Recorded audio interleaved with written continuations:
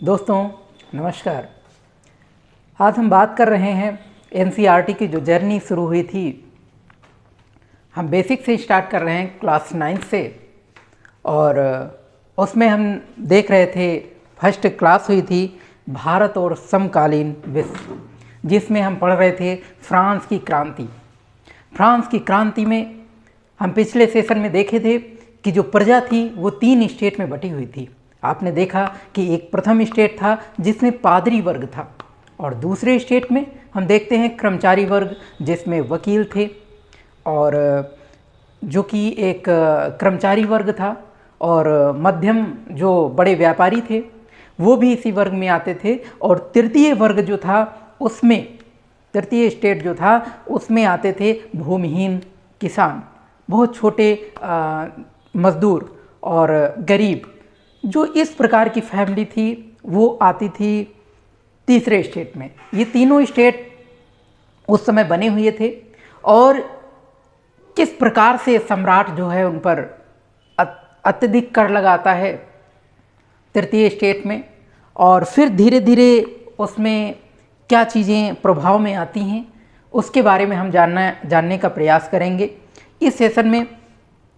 साथियों, जब उस समय लुई 16वें जो कि सम्राट अपने आधार पर कर नहीं लगा सकता था, कर बहुत ज़्यादा लगाता था, लेकिन कर क्यों लगाता था और उसका रीज़न क्या था, वो अपने आधार पर कर नहीं लगा सकता था।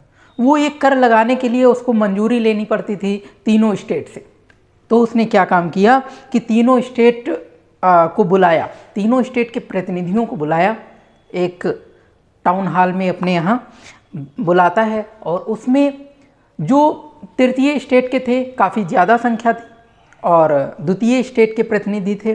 तो हम पाते हैं 5 मई 1789 यानी कि 5 मई 1789 को नए करों के प्रस्ताव पर सम्राट उन प्रतिनिधियों को बुलाता है। लगभग 300 से ज़्यादा प्रतिनिधि भेजे गए पहले और दूसरे स्टेट के। पहले स्टेट के 300 थे और दूसरे स्टेट के 300 थे, लेकिन जब तीसरे स्टेट की बात आती है, पहले और दूसरे के 300 प्रतिनिधि थे, लेकिन जब तीसरे स्टेट की बात आती है तो उसमें तीसरे स्टेट में 600 प्रतिनिधि थे। और 600 प्रतिनिधि जो कि लगभग 40,000 पत्रों के माध्यम से अपनी बात को रखना चाहते थे। 40,000 पत्रों के माध्यम से अपनी बात रखना चाहते थे। तीसरे स्टेट के लोग वहाँ पर इकट्ठा होते हैं और स्टेट जनरल की असेंबली बुलाई जाती है। और होता यूँ है कि लुई 16वें जो था वो अपनी बात पर अड़ा हुआ था। वो कह रहा था कि अपने जो प्राचीन नियम थे, यानी कि प्रत्येक वर्ग से एक एक मत देने का अधिकार था, ये प्राचीन नियम था सम्राट का, और उसी पर वो दृढ़ प्रतिज्ञ था। लेकिन तीसरे स्टेट के लोग क्या चाहते थे, तीसरे वर्ग के जो लोग थे वो उन्होंने एक मांग रखी कि अब की बार ऐसा नहीं होगा, अब की बार हर वर्ग के एक एक वोट नहीं होंगे। अब की बार क्या होगा कि हर वर्ग का प्रत्येक नागरिक एक मत देगा। देखिए, हम फ्रांस की क्रांति में हमने देखा, फ्रांसीसी क्रांति में हमने पढ़ा था 3 वर्ग, प्रथम स्टेट और सेकंड और थर्ड स्टेट, जिसमें पहले स्टेट के लगभग 300 प्रतिनिधि थे और दूसरे स्टेट के लगभग 300 थे, लेकिन तीसरे के थे लगभग 600 प्रतिनिधि 300 के थे। तो इन्होंने सम्राट के सामने एक बात रखी, और वो बात क्या रखी, इन्होंने एक जो मांग रखी वो कुल मिलाकर के इन्होंने जो मांग रखी कि अब की बार जो प्रतिनिधि हैं, ये जो 600 प्रतिनिधि हैं, और ये सारे प्रतिनिधि अब की बार हर प्रतिनिधि को एक मत मान्य होगा, हर प्रतिनिधि का एक मत मान्य होगा। मतलब प्रत्येक नागरिक एक मत अपना अपना दे सकता है। लेकिन पहले ऐसा नियम नहीं था। पहले क्या था कि हर वर्ग से एक एक मत देने का अधिकार था। सम्राट इस चीज़ को मानने पर दृढ़ प्रतिज्ञ था। वो चाहता था, इसको बंद कर दे। वो चाहता था कि हर वर्ग से एक एक मत दिया जाए, लेकिन जो है सम्राट चाहता था कि हर वर्ग से एक एक मत दिया जाए। लेकिन हुआ क्या, तीसरे वर्ग ने मांग रखी कि हर नागरिक को एक एक मत दिया जाए। तो इस पर क्या हुआ कि विरोध इसने जारी किया, सम्राट मानने को तैयार नहीं था। तो हुआ क्या कि सारे जो तीसरे वर्ग के प्रतिनिधि थे वो बाहर चले आए, वो असेंबली से बाहर चले आए और अपना विरोध जाहिर कर दिया। तो हुआ क्या कि तीसरे स्टेट के लोग बाहर आकर के और वर्साए, उस समय जो वर्साए का इंडोर टेनिस कोर्ट था, उस समय बहुत बड़ा सा टेनिस कोर्ट था, उसमें आकर के वो जमा हो गए। और वो तीसरे स्टेट के लोग काफ़ी ज़्यादा थे, वो अपने आप को नेशनल असेंबली समझते थे, राष्ट्रीय प्रवक्ता समझते थे। वो चाहते थे कि मेरी बात जो है वो राष्ट्रीय स्तर पर रखी जाए। तो उन्होंने अपने वर्ग को एक नेशनल असेंबली घोषित कर दिया कि मैं ही एक नेशनल असेंबली हूँ। तीसरे वर्ग के लोगों ने कहा मैं ही नेशनल असेंबली हूँ, मेरी बात को सम्राट के सामने रखना होगा और उनको मेरी बात को मानना होगा। हुआ क्या कि 20 जून को ये प्रतिनिधि वर्साई के टेनिस कोर्ट में इकट्ठा हुए और हुआ क्या, इन्होंने सम्राट की शक्तियों को कम करने के लिए एक प्रारूप तैयार किया और उसका नेतृत्व दो लोग कर रहे थे। एक थे मिराबियो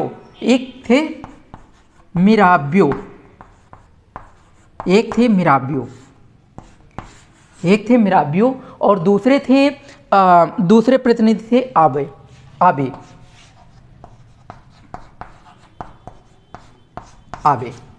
ये दोनों लोग, आबे और मिराबियो, ये दोनों लोग इस जो तीसरे स्टेट था इसकी लीडरशिप कर रहे थे या इसको नेतृत्व कर रहे थे।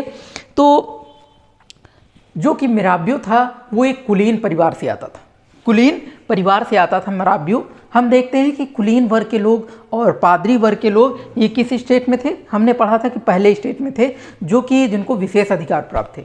तो उन्हीं में से आता था कुलीन वर्ग का एक मिराबियो जो कि कुलीन वर्ग से था, और आबे जो था ये था पादरी वर्ग, ये पादरी से था। तो ये दोनों लोग इसका नेतृत्व कर रहे थे। तो हुआ क्या कि मिराबियो का जन्म तो कुलीन परिवार में हुआ था, लेकिन वो सामंती राज व्यवस्था में जो विशेष अधिकार दिए गए थे उनको समाप्त करने से सहमत था। वो चाहता था कि ये सामंती वर्ग के जो विशेष अधिकार हैं ये समाप्त होने चाहिए। और हुआ क्या कि इस विरोध पर उसने एक पत्रिका निकाली और उस पत्रिका के थ्रू उसने एक संबोधन करना चालू किया, यानी कि वर्साई में जुटी भीड़ को संबोधित किया। और जो आबे था वो पादरी वर्ग से था, हम जानते हैं। तो उसने तीसरा स्टेट क्या है, उसने बताया कि तीसरा स्टेट क्या है, इस पर एक अत्यंत प्रभावशाली भाषण दिया। इसी पर हुआ क्या कि जिस वक्त ये नेशनल असेंबली का संविधान का प्रारूप बनाने में ये लोग व्यस्त थे, तीसरे वर्ग के लोग, उसी समय पूरा फ्रांस आंदोलित हो रहा था। यानी कि पूरे फ्रांस में इस चीज़ की बहुत तेज़ी से लहर फैली हुई थी। और हुआ क्या कि इसका परिणाम क्या हुआ कि कड़ाके की ठंड के कारण फसल मारी गई थी उस समय, जो कि बहुत ज़्यादा ठंडी हो रही थी, जिसके कारण से फसल भी नष्ट हो गई थी। और फसल नष्ट होने से जो पाव रोटी थी, ये खाने की चीज़ें, इनकी कीमत को आसमान छू रही थी, यानी कि बहुत ज़्यादा कीमत थी। तो हुआ क्या कि बड़ी बड़ी सी कतारें दुकान पर लगी हुई थी पाव रोटी खरीदने के लिए, और इन सब बेकरी की दुकानों पर बड़ी बड़ी कतारें लगी थी। उन्होंने दुकान पर धावा बोल दिया, बड़ी बड़ी दुकानों पर धावा बोल दिया। और दुकानों पर धावा बोलने पर क्या हुआ कि उन्होंने जो सम्राट के संग्रहालय थे, जो बड़े बड़े संग्रहालय थे जहाँ पर अनाज इकट्ठा होता था, वहाँ पर भी धावा बोल दिया।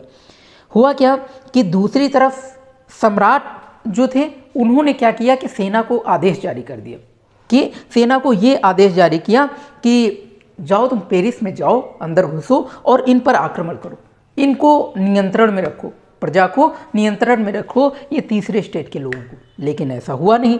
और हुआ क्या कि देसी इलाकों में ये अफवाह बहुत तेज़ी से फैल गई कि जो जागीर हैं, बड़े बड़े जागीर हैं, उन्होंने किराए पर लठैत बुला लिए और वो जो है आक्रमण कर रहे हैं। बड़े बड़े जो सरकारी भवन हैं उन पर आक्रमण कर दी और अन्न को लूट लिया और जो भी दस्तावेज थे, जो भी सरकारी दस्तावेज थे उनको जला दिया।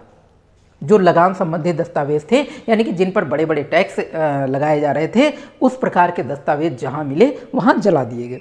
और इस प्रकार से पूरी जनता विद्रोह करने लगी। सम्राट को अंततः ये स्वीकार करना पड़ा कि जो तीसरा स्टेट कह रहा है उसकी बात सही है। और इस प्रकार से जो है पूरी प्रजा, जो कि नेशनल असेंबली जिसने घोषित किया था, उसकी बात को स्वीकार करना पड़ा सम्राट को। और इस प्रकार से हमारा जो फ्रांस है अंततः गणतंत्र की ओर बढ़ पाया और इस प्रकार से संवैधानिक व्यवस्था लागू हो पाई। यानी कि संविधान जो पुरुष एवं नागरिक अधिकार घोषणा पत्र था, वो घोषणा पत्र हकीकत में एक अभिव्यक्ति के रूप में साकार किया गया। तो इस प्रकार से नेशनल असेंबली का कहीं ना कहीं बहुत बड़ा रोल था फ्रांस को आज़ाद कराने में। यानी कि गणतंत्र व्यवस्था को, जहां पर कुछ राजनीतिक प्रतीक रखे गए। जैसा कि हम जानते हैं कि उस समय जो तीसरा स्टेट था पढ़ा लिखा नहीं था, ज़्यादा पढ़ा लिखा नहीं था। और इसमें हम जानते हैं कि भूमिहीन किसान आते थे, काफ़ी गरीब लोग आते थे, मजदूर वर्ग आता था। तो उसके लिए एक जो पढ़ा लिखा न होने के कारण उसके लिए कुछ प्रतीक बनाए गए थे, जो प्रतीकों के माध्यम से वो समझ पाते थे कि आखिर इसका मतलब क्या है। जैसे कि एक टूटी हुई हथकड़ी बनाई गई, एक जो है टूटी हुई हथकड़ी बनाई गई और हथकड़ी का प्रतीक था कहीं ना कहीं एक टूटी हुई हथकड़ी बनाई गई, जो कि हथकड़ी आज़ादी का प्रतीक थी।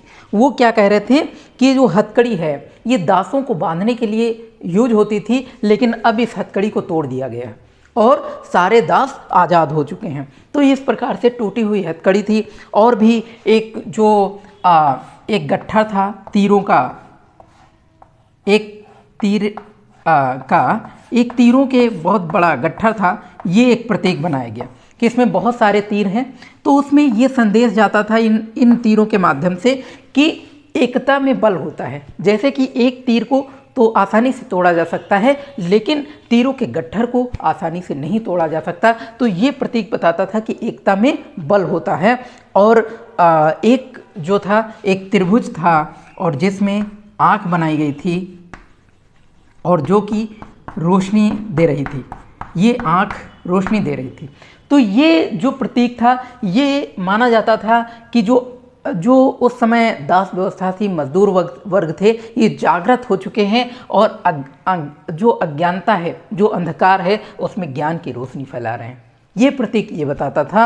और कुछ प्रतीक थे, जैसे कि एक शाही सत्ता का प्रतीक बना हुआ था, जो कि राजदंड था। ये राजदंड बनाया जाता था। ये प्रतीक बताता था, शाही सत्ता का प्रतीक था राजदंड। और लाल टोपी, एक लाल टोपी थी ऐसे करके,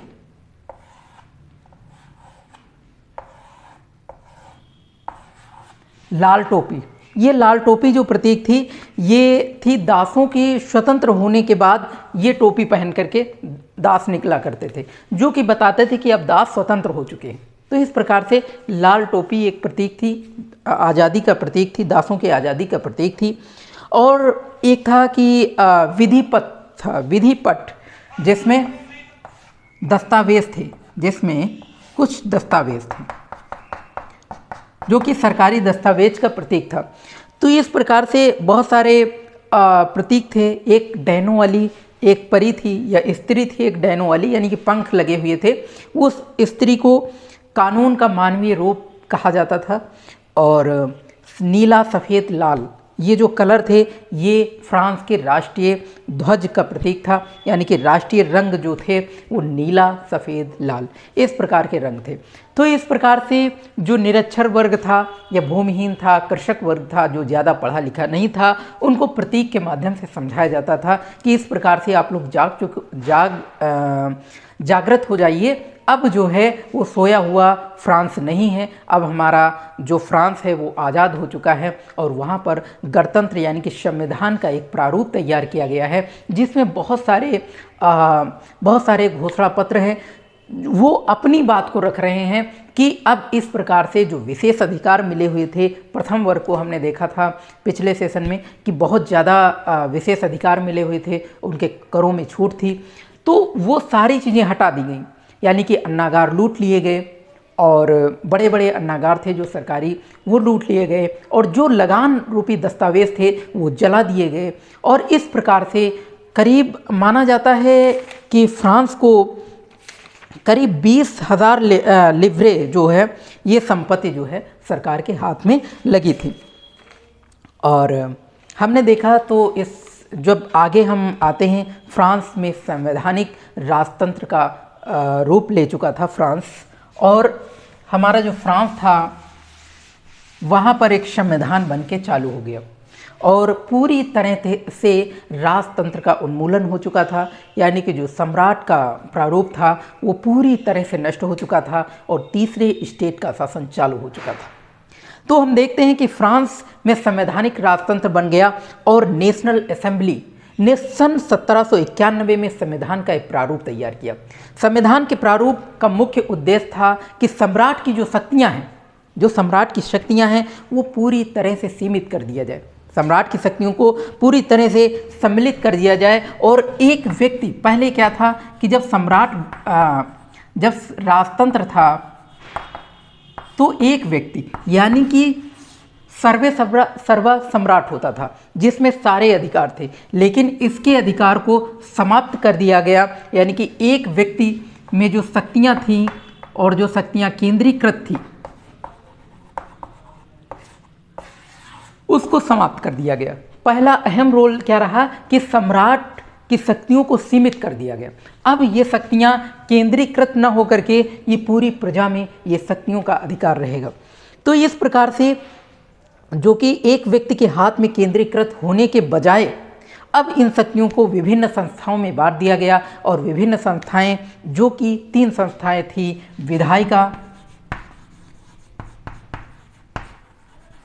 विधायिका और कार्यपालिका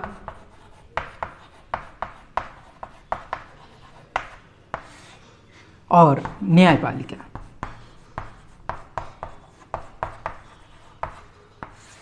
ये 3 प्रकार की संस्थाएं बनाई गई, विधायिका, कार्यपालिका और न्यायपालिका। इन तीनों संस्थाओं में जो कि ये शक्तियां विभक्त कर दी गई, बांट दी गई और इस प्रकार से फ्रांस में संवैधानिक राजतंत्र की नींव पड़ी। तो साथियों, हमने देखा कि इसमें सम्राट की शक्तियों का उन्मूलन कर दिया गया और नेशनल असेंबली जो कि अब वोट के माध्यम से नेशनल असेंबली चुनी जाती थी और नेशनल असेंबली समूह बनाती थी और उन समूह में से एक निर्वाचित प्रतिनिधि चुना जाता था और उसका वोट होता था, जिसमें 2 प्रकार की समाज 2 प्रकार में विभक्त हो गया। एक हो गया सक्रिय और दूसरा हो गया निष्क्रिय। एक हो गया सक्रिय और दूसरा निष्क्रिय। सक्रिय वो समाज होता था जो कि सक्रिय, अगर हम देखें, सक्रिय वे नागरिक होते थे जिनको वोट देने का अधिकार था, लेकिन निष्क्रिय वो नागरिक होते थे जिनको वोट देने का अधिकार नहीं था। तो सक्रिय नागरिक जैसा कि 25 वर्ष से अधिक उम्र वाले केवल ऐसे पुरुषों को सक्रिय नागरिक कहते थे। 25, अगर हम देखें तो 25 वर्ष से कम उम्र वाले केवल वही ऐसे होते थे। 25 वर्ष से अधिक उम्र वाले केवल ऐसे व्यक्ति सक्रिय व्यक्ति होते थे जिनकी 3 दिन की मजदूरी जो होती थी वो कर चुकाने के काबिल थी, यानी कि जिनका 3 दिन की मजदूरी वो कर के रूप में देते थे, यानी कि 3 दिनों की मजदूरी, 3 दिनों की मजदूरी जो थी वो कर के माध्यम से ये लोग देते थे। तो केवल वही सक्रिय आते थे, लेकिन कुछ महिलाएं थी और कुछ मजदूर वर्ग थे जो इस वर्ग में नहीं आते थे, वो निष्क्रिय वर्ग में आते थे। तो इस प्रकार से 2 रूप से हम देखते हैं कि नागरिक आ गए समाज में, प्रजा में, एक सक्रिय और निष्क्रिय। सक्रिय जो थे वोट देने का अधिकार था और निष्क्रिय जिनको वोट देने का अधिकार नहीं था। इस प्रकार से संविधान पुरुष और एवं नागरिक अधिकार घोषणा पत्र के साथ शुरू हो गया, संविधान का संचालन हो गया, जिसमें जीवन का अधिकार और अभिव्यक्ति की स्वतंत्रता का अधिकार, यानी कि कोई अपनी बात रख सकता है, हर नागरिक अपनी बात को रख सकता है और कानूनी रूप से सभी को बराबर दर्जा दिया गया। और नैसर्गिक व आहरणीय अधिकार के रूप में हमारा संविधान स्थापित हुआ और ये अधिकार प्रत्येक व्यक्ति को जन्मना प्राप्त थे, जो कि पहले प्राप्त थे जन्मना, लेकिन अब ये ऐसा नहीं था, अब जन्म के माध्यम से नहीं थे, इन अधिकारों को छीना नहीं जा सकता था। राज्य का ये कर्तव्य माना गया कि वो प्रत्येक नागरिक के नैसर्गिक अधिकारों की रक्षा करे, ये इसका मूल उद्देश्य था। और इस प्रकार से फ्रांस संवैधानिक राजतंत्र के रूप में चालू हुआ। और हम आगे देखेंगे कि फ्रांस में गणतंत्र की स्थापना हुई तो किस माध्यम से मजदूर वर्ग ने एक क्रांति आगे बढ़ाया और किस प्रकार से जो है अपने आप को संघर्ष के रूप में तय किया। और जो प्रजा थी जिन्होंने एक प्रकार से जिन्होंने सम्राट का उन्मूलन किया था और फिर किस प्रकार से वो शासन करते हैं, किस प्रकार से वो सत्ता आगे चलाते हैं और किस प्रकार से महिलाओं का अहम रोल रहा आगे चल करके। हम देखेंगे कि महिलाएं किस प्रकार से अपना रोल फ्रांस की क्रांति में निभाती हैं और दास प्रथा किस प्रकार से उन्मूलन होता है और क्रांति में रोज़ाना की ज़िंदगी क्या होती है इन लोगों की। हम ये विस्तार से पढ़ेंगे अगले सेशन में। और यूं ही आप हमारे चैनल पर बने रहिए और चैनल को सब्सक्राइब और लाइक करिए और दोस्तों के साथ शेयर करिए। साथियों, अगले सेशन में मिलते हैं। जय हिंद, जय भारत।